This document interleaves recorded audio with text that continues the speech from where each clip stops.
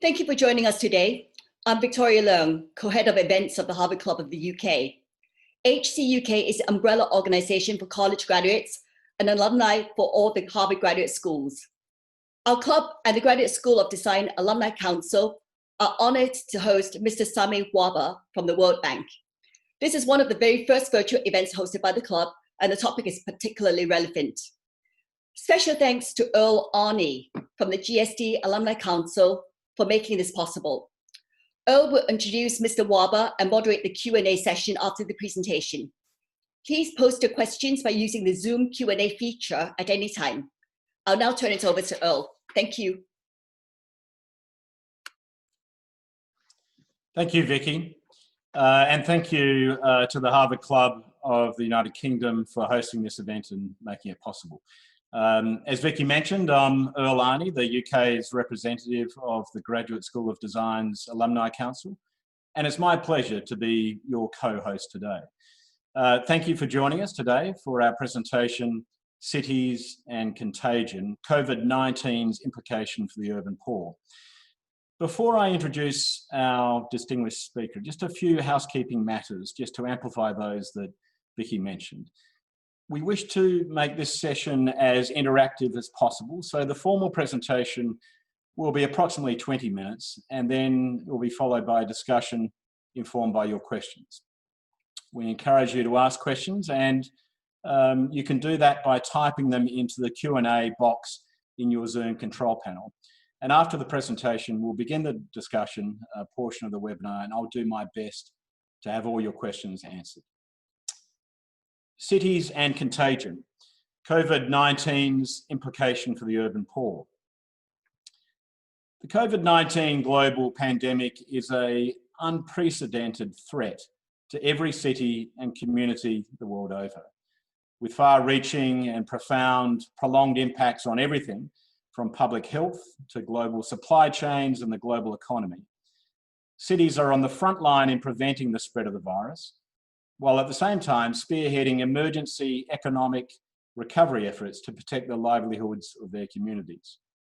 Yet 1 billion people live in informal settlements across the developing world, lacking basic services and infrastructure, especially for hygiene and medical care, with a reliance on communal facilities, making social distancing unfeasible, only accelerating infection rates and compounding the difficulties of responding to the virus.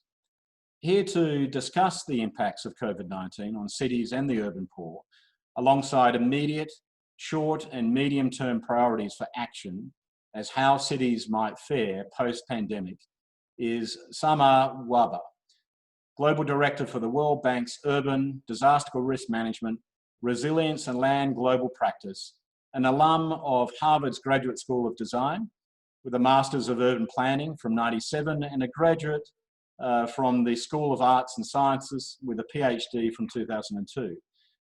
Dr. Wahba is an urban specialist with 25 years experience in housing, land, local economic development and urban management and municipal service delivery and post-disaster recovery reconstruction. The global practice he leads has a portfolio of 250 projects with 30 billion US in commitments, provides loans, credits and grants of 6 to 8 billion US per year, and completes about 200 studies per year. Welcome, Sameh.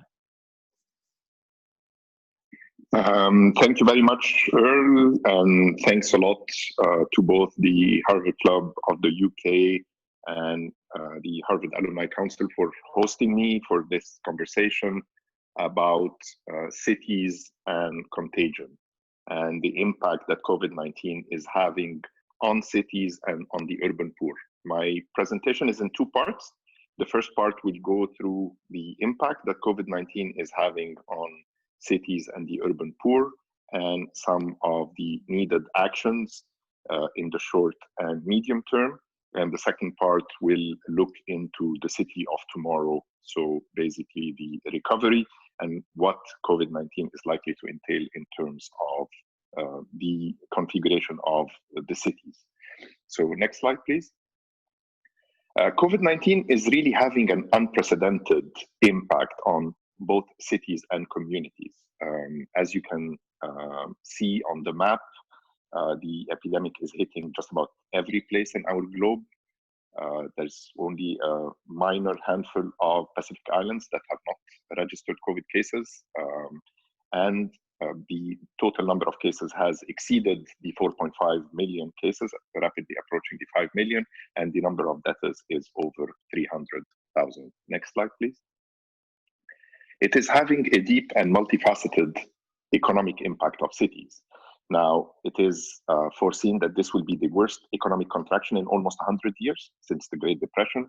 The US alone has registered 36 million cases of unemployment. So there are major job losses all over the world, and particularly quite a bit of impacted livelihoods. Small businesses, supply chains are disrupted. And of course, 90% of the registered cases are in cities. So the impact is particularly heavier on cities. Informal sector workers, of which there's anywhere between 1.6 to 2 billion workers globally, on average, about 60% of labor force, and in certain countries, 90 and 95%, are having a serious hit in terms of their livelihoods because their jobs and incomes are unstable and they don't have safety nets. Our rough estimates at the World Bank suggest that at least 100 million people are going to fall into poverty. Now, in this particular case, we're using macro models and that look at poverty lines in the range of $3.2 a day and upwards, which are the adjusted poverty lines for urban segments. In addition,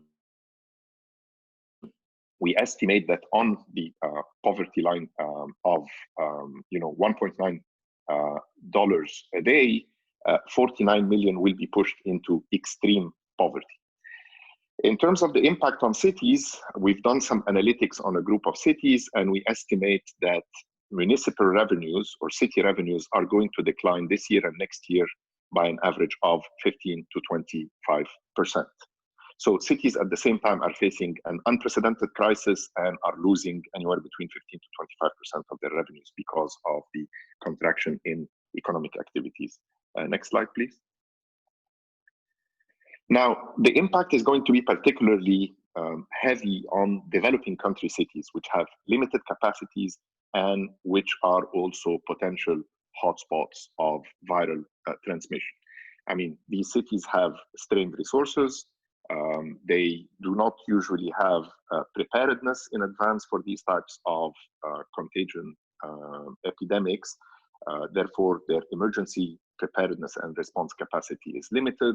They also are facing economic contractions, reduction in revenues, and a large number of issues to deal with in terms of the spread of the disease, especially in terms of the unlivability conditions, whether be they poor housing conditions, poor infrastructure, and low livability. Next slide, please. Within cities, the impact on informal settlements and slums is going to be particularly complicated. Now, these are places that lack usually some or all of the following attributes. They do not have secure land and property tenure. Their housing conditions tend to be poor, like you see in that picture. Their infrastructure conditions tend to be lacking, and they tend to not to have public spaces, etc. And oftentimes you find such places in at-risk areas, be they at risk of floods, of landslides, etc. Now, there's an estimated 1 billion people who live in slums and informal settlements. Now, these settlements in general are places where social distancing is unfeasible because there is overcrowding in housing, there's lack of public spaces, etc. That is because of this high population density. And then when you add the limited access to services, health services for one, but also common facilities like water, public water fountains, public toilets, etc. These are also places of contagion. So a large share of the population becomes at risk of contagion. In addition, much of the population in slums and informal settlement tends to work in the informal sector, and therefore their livelihood tends to be at risk because of lockdown policies. Next slide, please. So cities in this regard find themselves at the front line of combating the epidemic. And in this regard, they need to operate in three different phases. An immediate phase, which is the emergency response, and it's predominantly about curbing the transmission of the virus and of the contagion. So taking in place the actions that are needed to curb the transmission of the virus, and also to care for the affected. The affected being those that are affected from a health perspective, with a surge on their health services, and at the same time those that are affected economically because of the lockdown policies, and therefore need to have support in terms of cash transfers, etc. At the same time, cities need to target those that are particularly vulnerable, and this is the vulnerable places, slums and informal settlements, and the vulnerable population, which are the poor, the vulnerable, the elderly, those with prior medical conditions, etc. At the same time, cities need to jumpstart a process of early recovery, especially in particular of jumpstarting the economy, and then preparing for the long-term recovery and what happens at a later stage.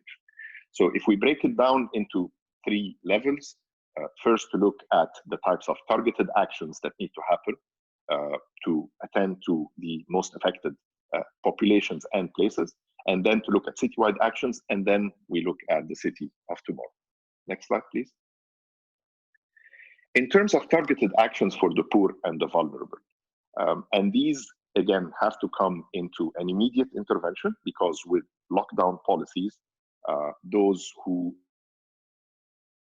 are working in the informal settlement, in the informal sector, who have their livelihoods affected, those who are living from hand to mouth, need basically serious interventions in terms of safety nets. So you've got programs that are social safety nets, such as that which the government of Uttar Pradesh in India has introduced, which it is providing workers a compensation because they've lost their jobs and their income, the informal sector workers, rickshaw drivers, food vendors, etc.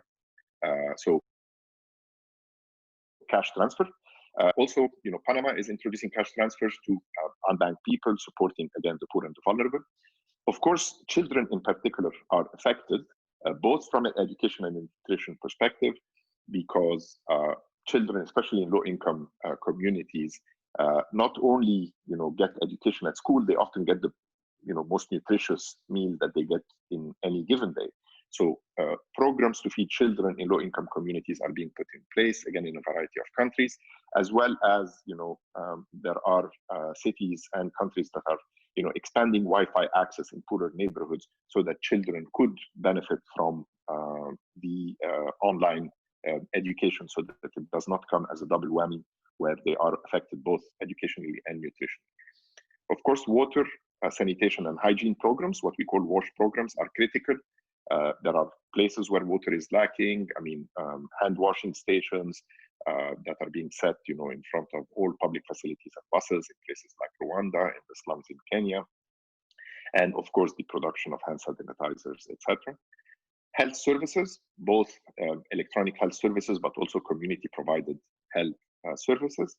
And then lastly, which is a major approach to provide support, income support to youth, to poor and affected households, what you call labor-intensive public works. And these are small-scale works that are designed with a high component of labor intensity. So things like, the clearing of debris, the clearing of drainage channels, basically repaving roads with things like cobblestones, small home improvements. And they are the type of programs that are introduced with a cash for work type structure to transfer income against labor contributions. And they are, of course, designed with an important element of gender sensitivity, so that women as well can access such activities. Next slide, please. There are also other programs that are targeted at the poor and vulnerable people, but also in poorer neighborhoods, like social awareness programs, but also measured to target specific vulnerable groups, for instance, migrants, women, children, I mean, for instance, at the World Bank, there's particular attention to places like Cox's Bazar, etc., places where there are refugees, because these tend to be affected and tend to be lacking in services. Next slide, please. From a citywide perspective, I mean, there are efforts to scale up testing to make it more efficient, more low cost. And then there are other efforts, which you see in the picture on the right-hand side, which is a work that the World Bank is doing, which is using artificial intelligence to predict potential hotspot transmissions for the virus.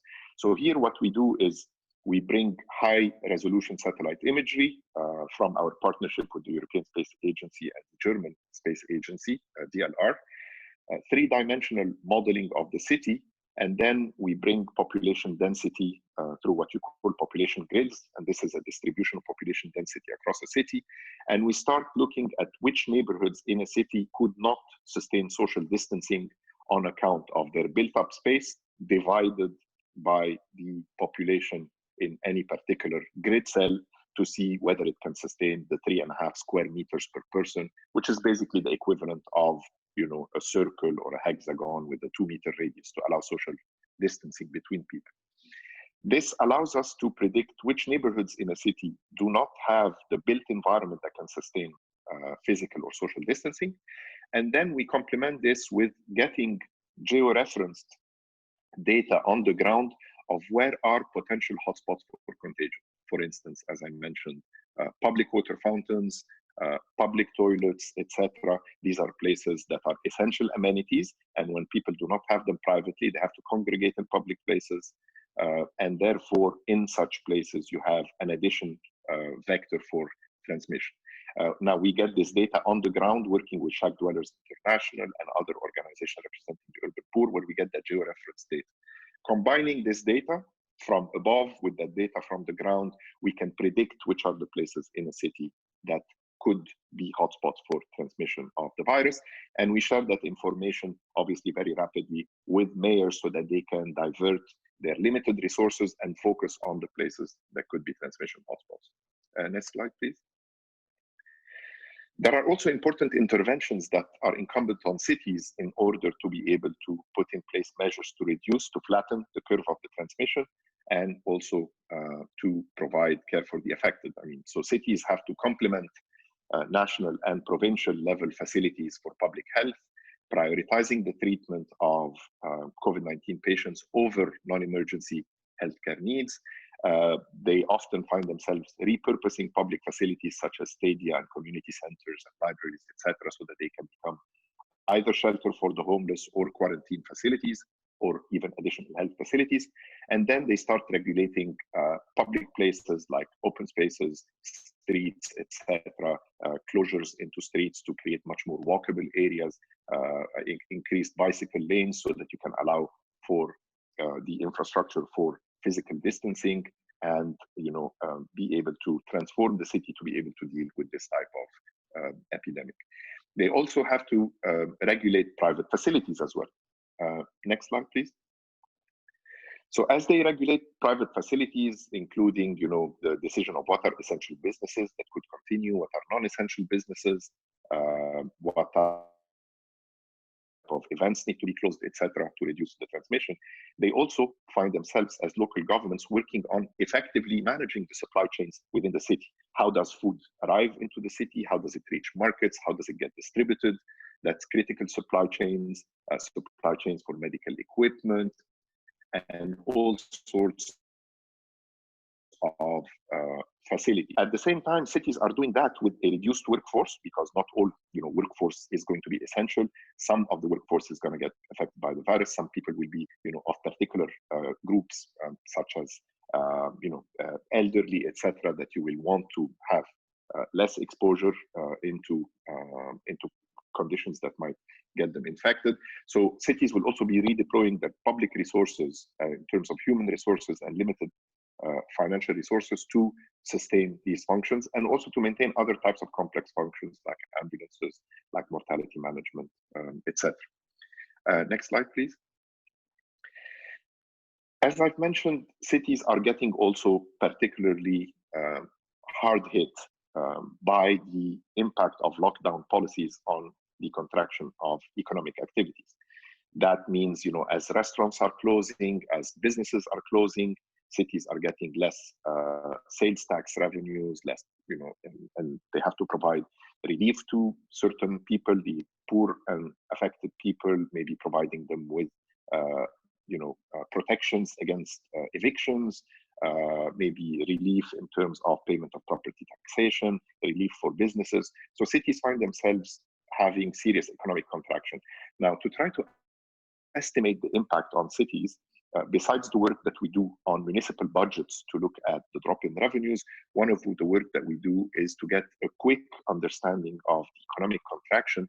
We look at night lights data, so basically satellites that capture the intensity of night lights, which becomes a proxy for the intensity of economic activities, of course, for places that are obviously electrified. And we notice, in the images in front of you, you see in the city of Wuhan in China, the difference in the intensity of night lights from the left-hand side, which was in mid-January versus in early February. You'll see the types of, dimming of the lights that is happening. You can also see, so it's a dynamic imaging that helps you complement your understanding of the drop in economic activities. Next slide, please. Now, as cities are implementing all these interventions, citywide interventions, targeted interventions at the poor and the vulnerable, they need to be working with all sorts of governments, national governments, subnational governments. They also need to be working with communities, with research institutes, with the private sector, so that you can have coordinated actions across sectors, but also across jurisdictions. So targeted actions that are also coordinated spatially. Next slide, please.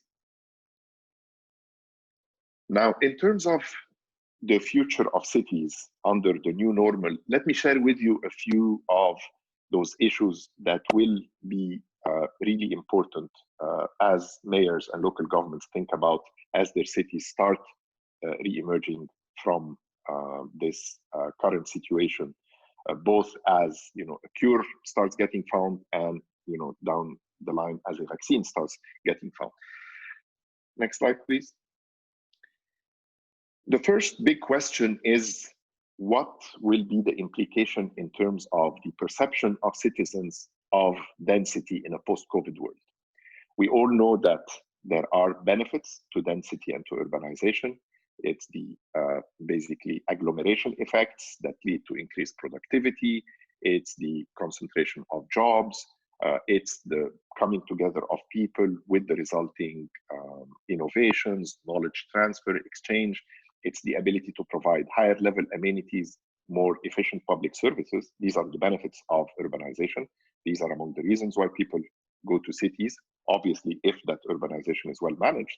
But at the same time, there are costs to urbanization. There are costs related to congestion, pollution, crime and violence, unaffordable housing, and of course, with COVID-19, higher likelihood of transmission because of the proximity of people together. Now, to what extent will those two dimensions, interact and weigh in on the future of cities? This will be critical. And what's really interesting is that until we're talking about epidemics, the large majority of the ills of urbanization, which is the negative externalities if urbanization is not well managed, basically they were affecting disproportionately some people more than others. So, if you have, crime and violence in an area, maybe the well-to-do population in a given city could live in gated communities and isolate themselves, or maybe they supplement the policing of their neighborhoods, with, private initiatives, etc. If it's congestion, again, it depends on the mode of travel. You find that the poorer walk or take, informal minibuses to work. There might be more facilities for the rich. So unlike other ills of urbanization that could have affected rich and poor differently, in particular, epidemic, does not discriminate. It's hitting everyone, and the mobility of people within a city means that everybody could be affected. It's true that, if you're rich and you live in a larger house with, better infrastructure, with the ability, to provide, to work from home, with broadband connectivity, with the ability to have food delivered, etc., the ability to cope with a lockdown and social and physical distancing policies might be easier, but epidemics hit everyone alike. And therefore, there's much more onus on, improving living conditions in the poorer and more affected areas. Next slide, please. Again, related to this, to what extent will people emerge from this post-COVID world with having changed sociocultural legacies, whether in terms of higher preference for online gatherings, etc., versus the actual face-to-face contact? Again, is a question that will be answered. Next slide, please. Public transit systems will have to adapt significantly into lure their users, their riders in metros, in bus rapid transit, etc. So, how will conditions of public transit emerge? And we are starting to see a lot of cities that are transforming basically road space into additional sidewalks to allow more space for people to walk under physical distancing new norms. We're seeing major cities adding bicycle lanes. Bogota alone added 70 kilometers. Auckland is widening the sidewalks. Paris is also closing streets. So, you're seeing quite a bit of change in the mobility choices. Next slide, please. There'll need to be quite a bit of adjustments in terms of land use planning and zoning. I've mentioned the first imperative, which is the improvement of housing and living conditions in slums and informal settlements, because they are contagion hotspots. Obviously, so in addition to the equity considerations, it's also the public health considerations. But of course, there will be other interventions related to the design parameters of public spaces, sidewalks, open spaces. Abattoirs and wet markets are going to receive particular attention because diseases like the swine flu, SARS, and now COVID-19 have emerged in live animal markets. So the way these facilities are going to be cited, regulated, operated will be receiving lots of scrutiny. Occupancy and crowding thresholds for restaurants, marketplaces, gathering places also will improve. And then the planning of peri-urban areas and the linkages between rural and urban areas will also evolve. Next slide, please. A critical area of intervention of local governments will be a focus on enhancing city preparedness for dealing with emergencies. So emergency preparedness and response. It's the emergency operations centers, it's what capacity they're going to have in place, what human resource deployment and redeployment plans, what business continuity plans, what facility conversion plans they're going to have in place. At many cities, neither had that capacity for disasters from extreme weather events like hurricanes, floods, cyclones, etc., nor for epidemics. Some cities were prepared for the weather events, but lesser so for epidemics, and very few cities had the preparation for both dimensions. Next slide, please. Supply chains might become more localized, in particular food, also energy, to ensure maybe more self-sufficiency for cities. What has resulted significantly is obviously disruptions to food and to more global supply chains. So this is one thing that may evolve quite a bit. And next slide, please. In this, basically, digital infrastructure and digital solutions are also going to evolve. There'll be definitely expected improvements in global internet bandwidth. There'll be digital fabrication solutions. There'll be global knowledge sharing, hackathons, what have you. And with them, obviously some thinking about the implications in terms of cybersecurity and privacy. Next slide, please. And then lastly, for urban planners and for all city residents, two trends will have accelerated significantly. It's the future of work and the future of education. Now, obviously, infrastructure, digital connectivity has been progressing, has been allowing improved solutions in terms of telework, the same thing in terms of online education. But obviously, with the COVID-19 crisis, those two dimensions will have taken a major leap forward. So to what extent in a post-COVID world will, if you want, traditional workplaces and traditional educational establishments return to normalcy? Will we see the end of the central business district as we've known it? I think is another very important question. I think, at this stage, I mean, I've, of course, like every one of you, have, my own views, both as a citizen, but maybe from, if you will, from an urban planning perspective, for me, one of the important implications, I think we have been dealing for quite a while with the trajectory of cities and disruptive technologies. The future of work have been evolving. I mean, the asset ownership has been evolving. I mean, we no longer need to own cars. I mean, we can Uber our way into a city. We no longer need to own quite a bit of assets. I mean, Airbnb has changed quite a bit. So I mean, in between, if you will, the sharing economy, the gig economy, telework, and other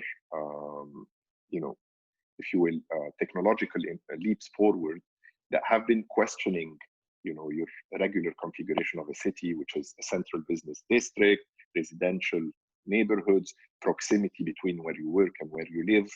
All this traditional view of a city was already in a pre-COVID world evolving gradually, and I would expect to see in a post-COVID world these trends accelerating. And if you want me to just deploy for a second my crystal ball, I think the future of cities is going to rely less on that traditional notion of a city as a workplace, or it will be much more about the livability conditions in a city. It means the amenities, it means the culture, the diversity, the walkability, the open spaces, and all other dimensions of the city that are attracting an increasingly footloose and increasingly mobile population. So with that, thank you very much. And next slide. Thanks. Over to you, Earle. Sameh, thank you very much. That was very informative and interesting. So we have a range of questions. And the first one is a fundamental question, and it is from Steve Watts. And it is a question posing, are our responses to COVID-19 likely to widen or narrow the inequality gap?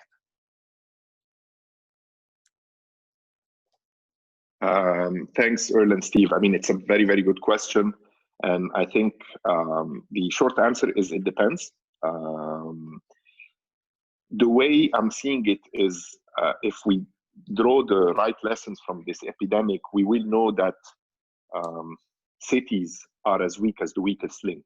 And the weakest link in the cities as we know them today are those manifestations of the inequality. So COVID-19 has laid bare those inequalities, and especially when certain poor and vulnerable groups end up finding themselves having to have a trade-off between basically disease or hunger. So you stay at home, lockdown, then you're an informal sector worker, unable to earn an income, and therefore it's hunger, or you go out and search for livelihoods, and therefore it's an increased risk of disease.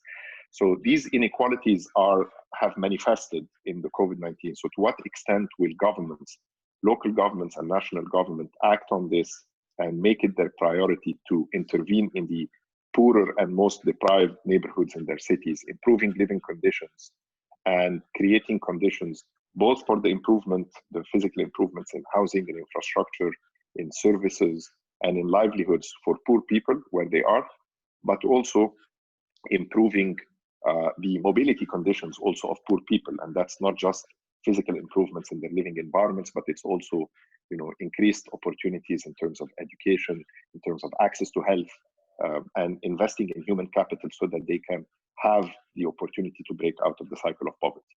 So inequalities have appeared, and I would hope that the response to it will be an increased attention to the reduction of inequalities. Okay, terrific. Thank you. Just a reminder too, should you wish to pose any questions, you click on the Q&A button, which is most likely at the bottom of your screen, and we will then field your questions. So Sameh, next question is regarding density, clearly a London question. You've published an article last month titled "Urban Density is Not an Enemy in the Coronavirus Fight," and you cited evidence in China. Now, many in the UK are making a link between a city's density and its vulnerability to pandemics.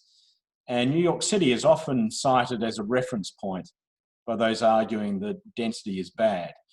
However, I understand that from what you've said, it's a much more nuanced position. Can you talk about the risks people are the links people are drawing between density and COVID-19 transmission risk? Thanks, Earle. So the simplistic view has been that cities that are larger or that have higher population density are more prone to contagion. Now, this, as I've mentioned, is a simplistic view because first, you've seen cities that are equally dense, equally large, but that fared very, very differently. I mean, you've seen places like Singapore and Seoul in South Korea that have control the virus much better than other cities of their size and their high population density. So it's not per se about the density. Obviously, the proximity of people will increase the contagion risk. So it is a factor, but it's not the most important factor. The most important factor is how that density is managed. So it's the difference between density and overcrowding. So if you've mentioned New York, if you look at New York, you'll find that the different boroughs of New York have fared very, very differently. You'll find that the borough of Manhattan has much lower infection rates than the average, and you'll find that boroughs like Bronx and the Queens have much higher infection rates. So within a city, average population density won't really be the factor. So the work that we've done on China, and the reason we've chosen China is that they have gone through the entire cycle of the peaking of the contagion and then the stabilization and then the decline.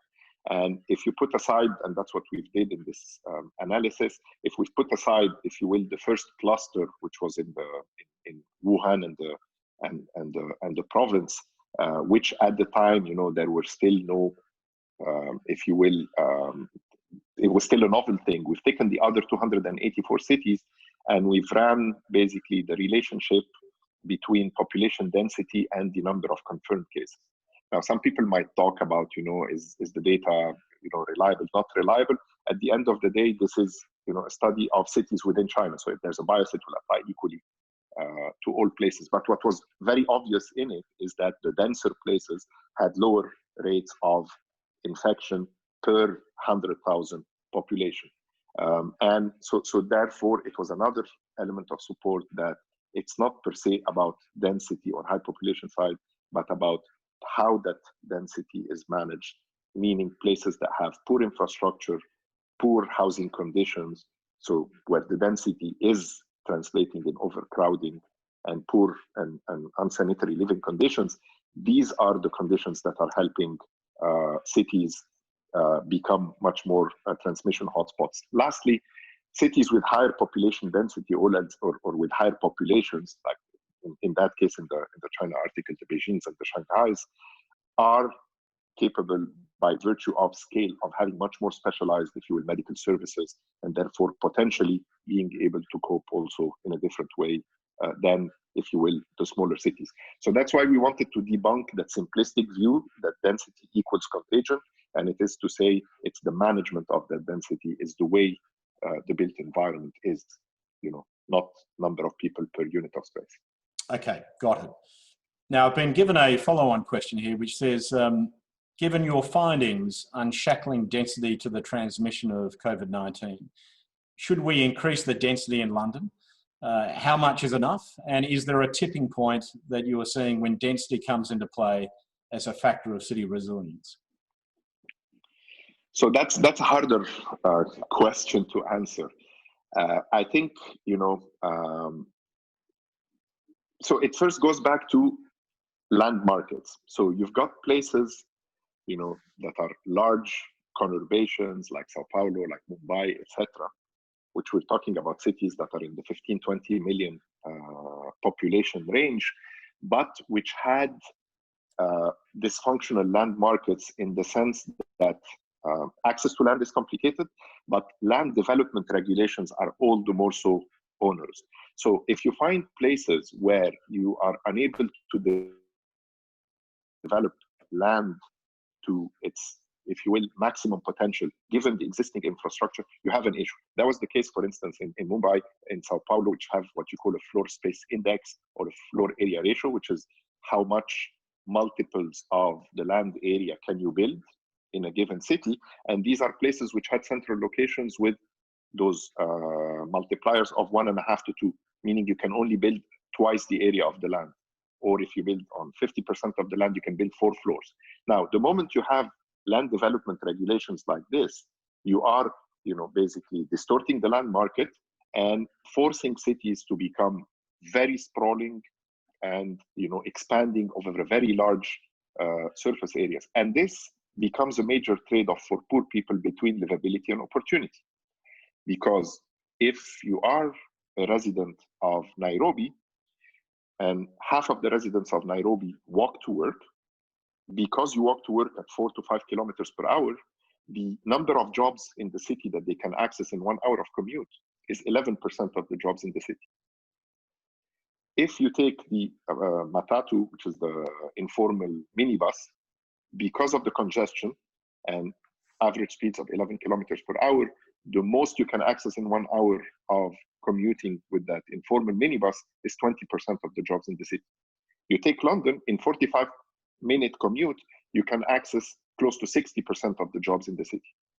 So at the end of the day, a city basically is, from a labor market perspective, so if we don't go into a full stretch telework model, if it's about commuting, you need to have a certain level of density and efficiency, but you also need to have an infrastructure that sustains this density.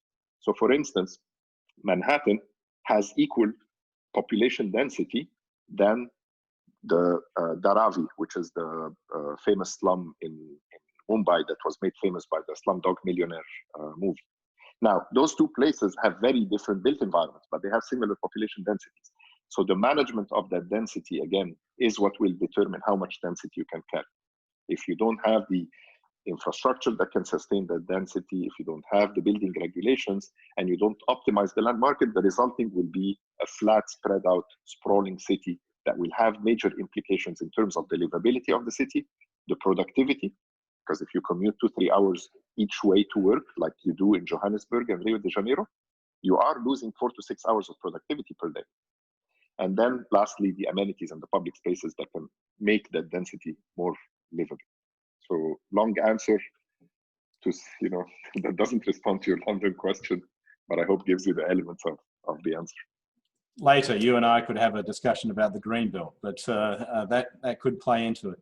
Now, we have a question here from Stephen, who asks, to what extent are sovereign governments working together across borders to address these issues, sharing ideas, resources and funds?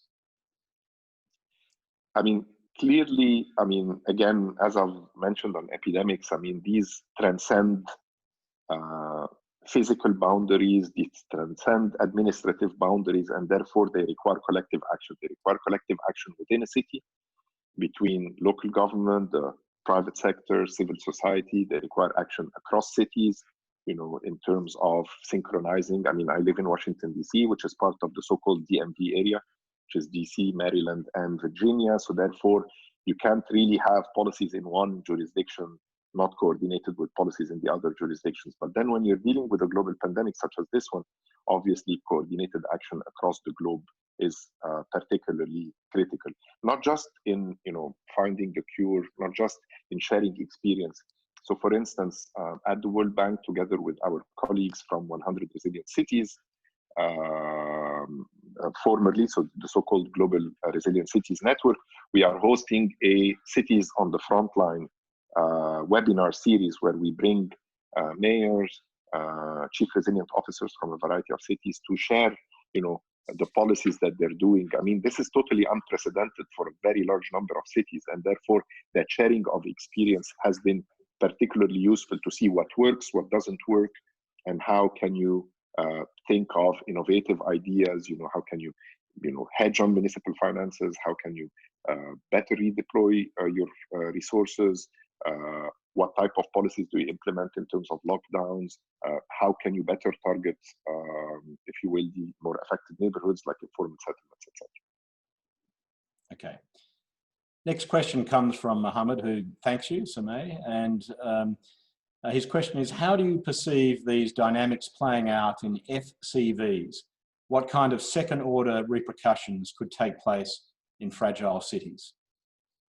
So in context, in FCD context, which is fragility, conflict, and violence places, whether they're nations or within a nation in particular regions that are more fragile, the situation is obviously more exacerbated. It's more exacerbated because there will have been, a situation where, because of this fragility, local governments' capacity will be weaker, will be less strengthened, less cemented in place, and therefore the levels of vulnerability are much higher. So obviously there needs to be much more attention in there. We're also talking about places that will have lower, if you will, traditional revenues, whether they're municipal revenues, economic activities, more informality.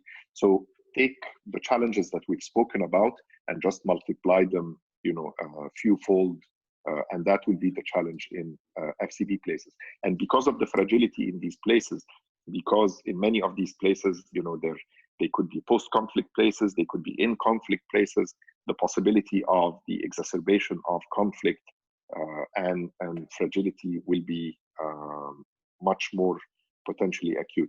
You will have seen it, especially again, I mean, you will have seen the news in certain, townships in Africa or slums, etc., where, population under strict lockdown policies, and there are attempts at food distribution, whether they're insufficient or there's a lack of food distribution or income support, etc. You will have seen, the instances whereby violence is flaring, etc. So, and again, these are pockets of fragility, maybe within more stable states. So imagine when they affect a larger share of the population and the infrastructure of government and its ability to be present. Now, this said, this is also a moment where social enterprises, basically civil society, and interventions by the private sector are increasing significantly in many of the places to compensate for, if you will, the absence of government or stable and functional government. Okay, thank you. The next question comes from Tusha, who asks, should longer-term investments be directed to smaller cities to create a new balance in the economic, social, environmental equilibrium, especially as smaller cities are currently more livable just now? So I think there's no easy answer to this question.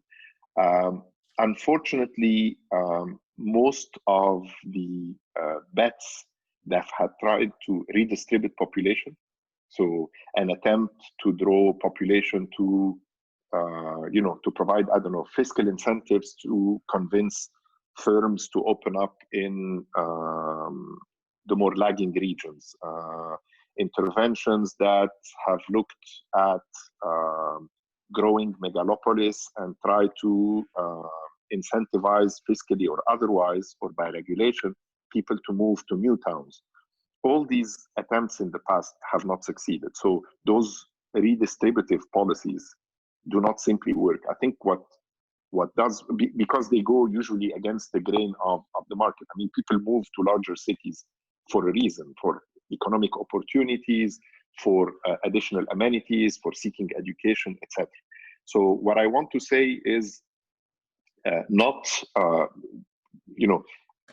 it's not a matter of investing in smaller cities as a directed investment because they are more livable. Oftentimes, the secondary and tertiary cities are not more livable. I mean, they're much less livable just because lack the amenities. They, and the only thing they might not have is they might not have, if you will, the same large-scale slums that you might see in some of the megalopolis. But at the end of the day, they tend to lack amenities. They lack most of the more specialized services, universities, I don't know, opera houses, museums, this and that, which are part of the compendium of amenities that make the larger primary cities more attractive to certain segments of the population. So I think what I'm trying to say is it is important that you invest, in ensuring that all cities have access to basic services equally, the large and the small alike.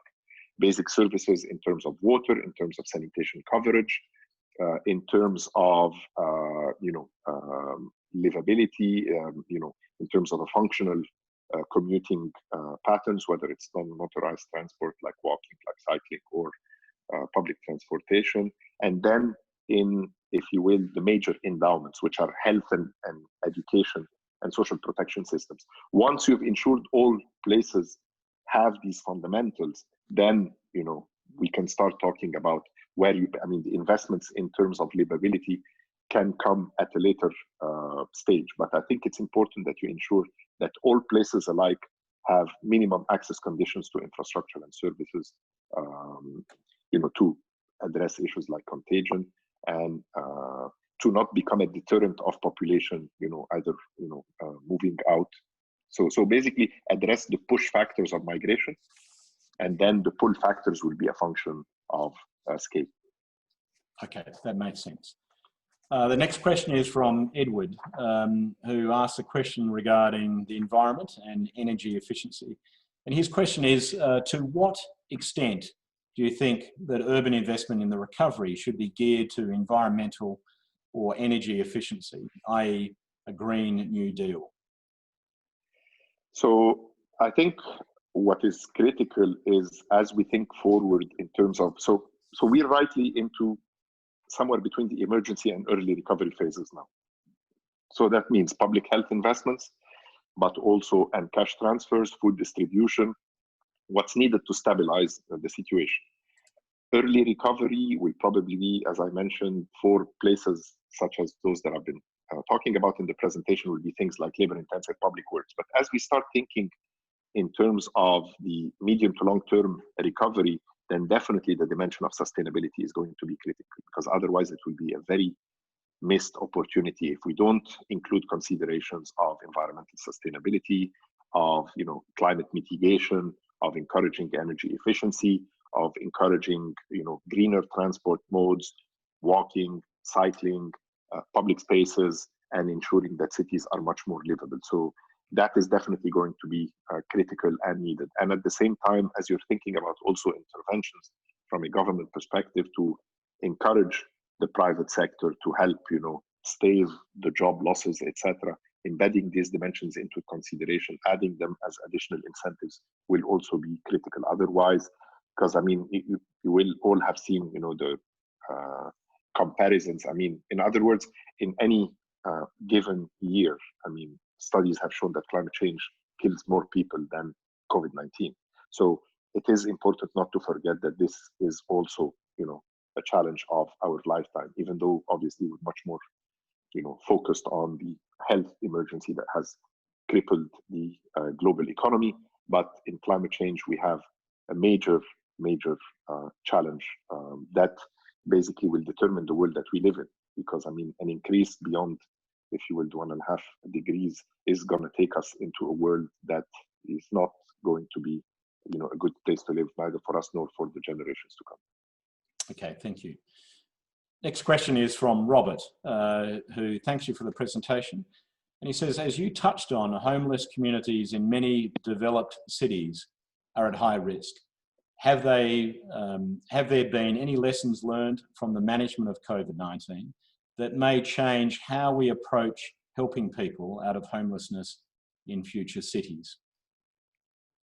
So, the responses that we've seen from the cities that we talk to, many of the cities, obviously there's quite a bit of public establishments that are not functional right now, community centers, etc., places of congregation, community centers, stadia, etc., that are being converted either as homeless shelters, again, to reduce the negative impact on such vulnerable population, or as facilities for confinement of affected populations. Now, this, whether it is, what lessons will we extract out of it with regards to the homeless population will be the exact same type of lessons that pertain to the population that's living in slums and informal settlements, because I mean, it is a continuum of insecurity. I mean, whether you have no roof over your head, or you have you live in a zinc shack, but in squatter format, and therefore you do not have secure property tenure, or you might have a little bit of both, or a perception of a security of tenure, and do not have water and sanitation. This whole continuum of vulnerabilities of housing and living conditions will have to be tackled by cities, because again, as I mentioned, I mean, the city will be as weak as the weakest link. I mean, so it's not only the equity imperative, which has always been there, but maybe, you know, some governments pay attention to it more than others, but also, if you will, the public health and the global public good dimension of improving living conditions in the places that have been left behind is going to become all the more important for both the homeless and the housing insecure and the overcrowded and the housing poor population. Thank you. Another question, and I'm conscious that you're based in the political capital of the US, and this will require your crystal ball and also your political nous to answer this one. So thank you for your presentation, Sameh. How many years will the global economy be set back as a result of COVID-19, and will the impact be as bad as the recession of 2008? Moreover, how will the UK enforce Brexit given the political landscape is on hold? Okay, so on the economic crisis globally, we are way past the 2008 crisis. So it is much worse than the 2008 crisis. Maybe, as I mentioned in my presentation, the last crisis of this magnitude, and we could exceed it, is the Great Depression of the 1930s. So I mean, we are in a serious economic contraction, as I've mentioned. From our perspective, I mean, the first models, and again, I mean, these are macro models that estimate certain decline in GDP for a shorter period, and we've estimated there could be 100 million people falling into poverty. So we're talking about, for instance, in Africa, this is the first time there is a economic contraction in Africa in, I don't know, 20, 30 years. And it will be, you know, in terms of the exacerbation of poverty and economic contraction, it is a very, very serious crisis. In terms of Brexit, I'll defer to you and the expert in the subject matter. Okay, I think we have time for 2 more questions. There's a fascinating explanation of how the World Bank is using artificial intelligence to help predict hotspots. The question is, how far has the tech advanced since SARS, and how has that changed the effectiveness of organizations such as yours? It's been a massive improvement in terms of technological improvements. And there's another presentation that I gave, I think you might have seen it, the one that has to do with disruptive technologies and the way, you know, we've been using it just in our work in urban and disaster risk management. So, I mean, you will have seen, you know, the work on hotspots. And again, I mean, we've reached such high resolution in terms of satellite imagery, and then when you add it to other methods of, added to radars and other sensors and detectors. One of the things, for instance, we've been able to measure is how many centimeters per year is the ground in the city of Jakarta, Indonesia, sinking every year. You know, and we could show that there are places that are sinking as much as 15 centimeters per year, which is high resolution coupled with radars that are measuring, if you will, the distance from the radar to the ground, you know, and capable of monitoring that. I mean, these are advances that we could never have dreamed of, you know, 5-7 years ago. I mean, you're capable of detecting oil spills in oceans, you know, with satellites. So we have a major partnership with the European Space Agency that has allowed us to really scale up the work of Earth observation. In terms of drones, they provide great cloud-free, low-cost, high-resolution imagery. You know, we could, it took us about 6 months worth of work to map the 2 islands of Zanzibar, when in the 60 previous years we have not been able to map them. You know, and not only that, but we're also training, you know, high school and university kids and graduates, you know, on becoming drone operators, on becoming image processors, etc. So we're creating digital employments as well as a result of these technological advances.